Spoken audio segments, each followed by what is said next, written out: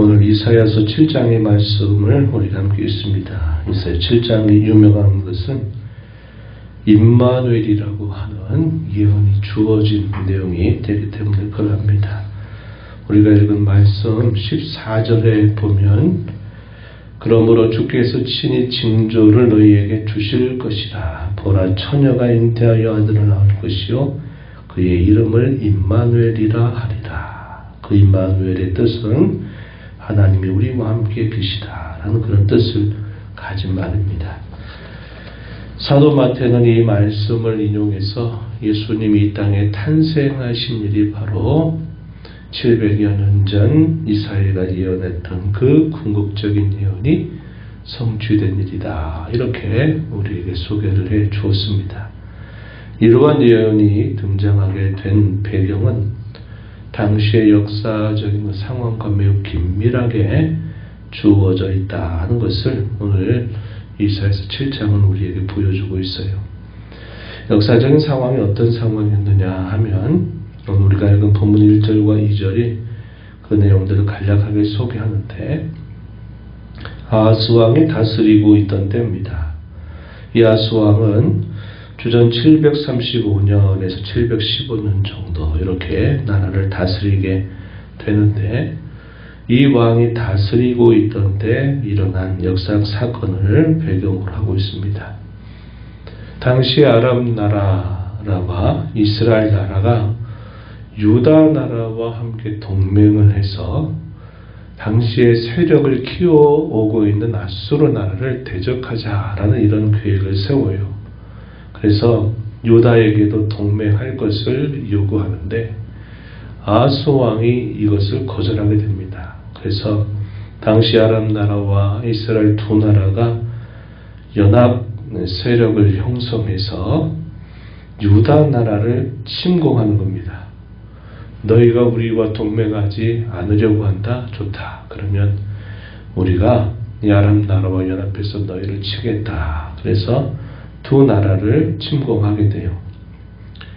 이때 아하스 왕이 이 두 나라가 연합해서 침공하는 것을 두려워하면서 어디를 바라보냐면, 좋다. 그럼 우리도 우리 편으로 안 되니까 당시 아수르 나라와 함께 동맹을 해서 너희들을 맞서겠다, 이런 생각을 한 것입니다. 당시 이 아하스 왕이 아수를 의지하려고 하는 것은 오늘 말씀 이사야 선지자를 통해서 보면은 아무 쓸데없는 것이다 하는 겁니다. 당시에 아하스 왕은 이 아수르를 통해서 우리가 이 위험으로부터 구원을 받게 된다, 이런 생각을 했던 겁니다. 소위 가짜 구원을 이렇게 생각하게 된 것이에요. 그때 이러한 사실을 하나님께서 이사야 선지자를 통해서 아하스 왕에게 말을 전하라고 한 겁니다. 너 혼자 가지 말고 내 아들인 스알야습을 데리고서 함께 이 아하스 왕을 찾아가라는 겁니다. 이 스알야습이라고 하는 말의 의미가 뭐냐면 남은 자가 돌아온다 하는 그런 의미를 가지고 있습니다. 한편으로는 심판, 또 한편으로는 구원의 의미를 담고 있는 계시적인 뜻을 담고 있는 그 아들의 이름이에요. 그래서 이사야는 이 스알야습을 데리고 아하스 왕을 만나요. 그리고 하나님의 말씀을 전합니다. 전하는 그 내용이 오늘 우리가 읽은 본문 4절에 이렇게 말했어요. 삼가 조용히 하라. 르신과 아람과 르말리아의 아들이 심히 노할지라도 이들은 연기 나는 두 부지깽이 구루터기에 불과하다. 두려워하지 말고 낙심하지 말아라. 이렇게 말합니다. 이렇게 하면서 누구를 의지하라고 말하느냐? 진짜 구원은 아수르로부터 주어지는 게 아니라 우리와 우리의 하나님께서 진짜 우리에게 구원을 베풀어 주신다 하는 사실을 깨우쳐 주라고 하신 겁니다. 그래서 이런 가짜 구원, 당시에 힘을 키워오고 있는 그런 나라에 복속을 해서 의지하려고 하지 말고 하나님을 의지하라는 말씀을 이사야 선지자를 통해서 전하면서 심지어 뭐라고 말씀하냐면 이 아람 나라 그리고 또 이 에브라임에 대한 미래에 대해서 말씀하시는데요. 8절 하반절에 보면 당시의 북이스라엘 나라를 대표하는 이 에브라임이 65년 내에 패망해서 다시는 나라를 이루지 못할 것이다 하는 구체적인 예언까지도 이사야 선지를 통해서 주시는 겁니다. 북이스라엘 나라의 패망이 앞으로 65년 내에 이루어지게 된다 하는 말씀을 구체적으로 주신 거예요. 우리가 아는 바와 같이 이때의 계시가 주어질 때로부터 북이스라엘 나라가 아수르 나라에 의해서 패망하게 될 때까지는 12년이라고 하는 시간이 지나갑니다. 주전 722년경에 아수르 나라에 의해서 결국 포위 공격을 당하면서 북이스라엘 나라가 패망을 하게 돼요. 그러면은 시간적으로 또 긴 시간들이 남아있잖아요. 65년이 되는 때가 주전 약 670년경 정도가 됩니다. 그때 어떤 일이 이루어지냐면 패망은 722년경에 패망을 당하지만 670년이 되어서는 이제 소위 3인 정책이라고 해서 이 북이스라엘 땅에 살고 있었던 이스라엘 백성들은 열국으로 흩어버려요. 아수르 제국 열국으로 흩어버리게 되고 이 북이스라엘 땅에 열국의 백성들이 북이스라엘 땅으로 들어와서 거기에 살고 있게 되는 겁니다. 그래서 그것이 완전히 이루어지게 되는 때가 65년이 지나게 되는데 실제로 이루어졌다 하는 거예요. 그러니까 실제로 이 북이스라엘 나라의 패망이 12년 후에 이루어지게 될 일을 좀 더 분명하게 말씀까지 선지자 이사야를 통해서 하신 겁니다. 이 두 나라를 두려워하지 말고 이 두 나라로 인해서 낙심하지 말아라. 그들의 모든 계획과 도모는 결코 서지 못하게 하실 것이다. 이렇게 말씀을 전하게 됩니다. 7절 말씀에 보면은 주 여호와의 말씀이 그 일은 서지 못하며 이루어지지 못하리라. 이렇게 말씀하셨고 9절에 가서 보면은 이렇게 또 말씀합니다. 9절 하반절에 만일 너희가 굳게 믿지 아니하면 너희는 굳게 서지 못하리라. 무슨 말씀일까요? 하나님이 이렇게 구체적으로 주시는 말씀을 너 아하스 왕이 믿지 않게 된다면 너는 결코 굳게 서지 못할 것이다 하는 말씀을 전한 겁니다. 그리고서는 또 구체적인 것까지 말씀하시는데 그게 뭐냐면 이 아하스 왕에게 너는 하나의 징조를 구하라는 거예요. 이 일들이 이루어지는지 아니면 이루어지는지 내가 어떠한 징조를 구한다면 그 징조대로 내가 보여주겠다. 하나님 이렇게 말씀을 하셨어요. 그랬더니 이 아하스 왕이 어떻게 반응하냐면 나는 여호와를 시험하지 않겠습니다. 나는 구하지 않겠습니다. 이렇게 말해요. 12절 말씀에 그렇게 말하죠.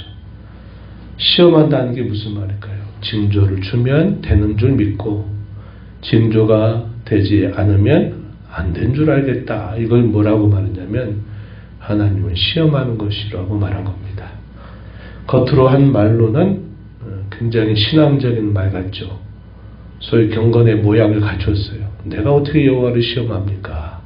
나는 그런 징조를 구하지 않겠습니다. 이렇게 말해요. 그럼 그 다음에 따라오는 말이 뭘까요? 예, 하나님만 의지하겠습니다. 이렇게 나와야 되는데 아하스 왕은 말은 그렇게 해놓고 여전히 계속 다른 나라를 계속 바라보고 의지하려고 하는 태도를 갖는 것입니다. 그러면서 하나님께서 징조를 친히 베풀어 주시는데 그 징조가 처녀가 잉태하여 아들을 낳게 될 것이다. 그 이름을 임마누엘이라고 할 것이다. 임마누엘이라고 하는 아기 이름을 짓게 되리라고 말씀을 해요. 이 말씀은 이 아이를 잉태하게 되는 이 짧은 기간처럼 이제 조만간 몇 달 내로 침공으로부터 구원받게 될 거다. 이 두 나라가 연합해서 유다를 침공했을 때 하나님이 그들의 침공으로부터 유다 나라를 구원해 주실 것이다 하는 사실을 약속합니다. 그리고 그것을 경험한 젊은 여자가 자기 이름을 임마누엘이라고 하게 된다는 것을 말합니다. 우리가 이런 위험 가운데 처했는데 하나님 우리와 함께 하셔서 이 위험으로부터 우리를 건져주셨다 하는 뜻을 담아서 아기의 이름을 임마누엘이라 이렇게 정한다는 것을 말해주는 겁니다. 그 가까운 구원은 하나님이 징조를 통해서 이루어 주셨어요. 그런데 문제는 그 다음입니다. 그러나 몇 년 사이에 엉긴 젖과 꿀을 먹을 만큼 이 유다 나라가 황폐하게 될 것이다. 이렇게 말씀을 하시는 겁니다. 그래서 이 임마누엘 아기라고 하는 이 징조는 하나님이 약속하신 대로 위험 가운데 처해져 있었던 이 유다 나라를 하나님이 구원해 주신 일에 대한 그런 뜻이 담겨 있는 내용들이 된다는 겁니다. 하나님이 함께 하심으로 말미암아 큰 위협 속에 있는 우리가 구원을 받았다. 이런 의미를 담고 있다는 겁니다. 이것이 궁극적으로 사도 마태가 예언한 것처럼 위기 가운데 있고 흑암 아래에 있었던 하나님의 백성들에게 이 예수님이 이 땅에 탄생하신 일을 통해서 놀라운 구원이 우리에게 임했다라는 것으로 성취됐다고 말해주는 겁니다.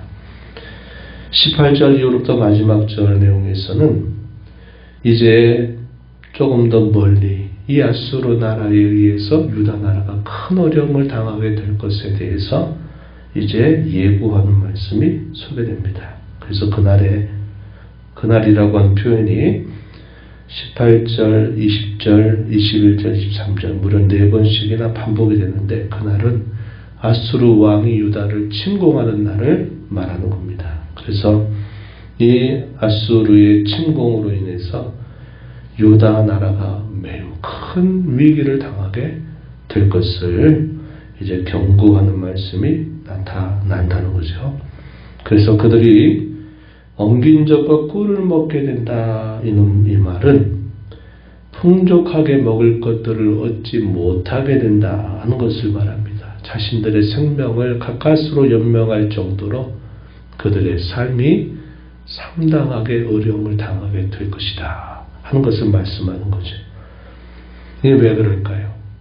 하나님이 두려워하지 말고 나만 의지해라. 나에게서 진정한 구원이 난다 하는 약속을 주시고 징조까지도 말씀하셨음에도 불구하고 그런 하나님의 말씀을 믿지 않는 그 불신앙 때문에 결국 그들이 의지하고 바라보고자 했던 아수르 나라에 의해서 직접 큰 공경을 당하게 될 것을 말씀하고 있는 겁니다.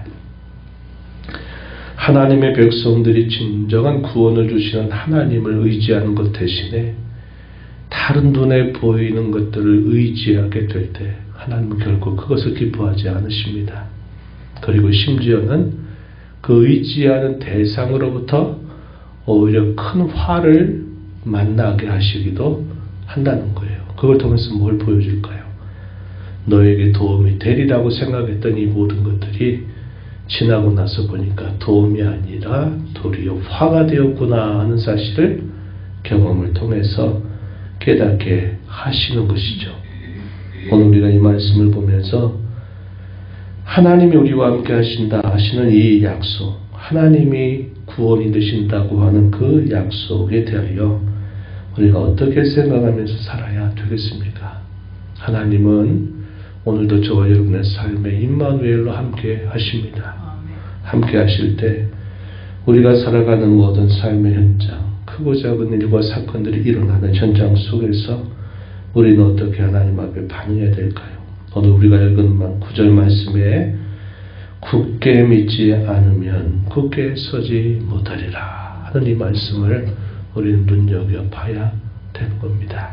하나님이 함께 하신다고 하는 이 약속을 우리는 굳게 믿는 자세가 필요하고, 하나님이 아닌 가짜 구원을 의지하게 될 때 오히려 그것이 우리에게는 화가 될 수 있다.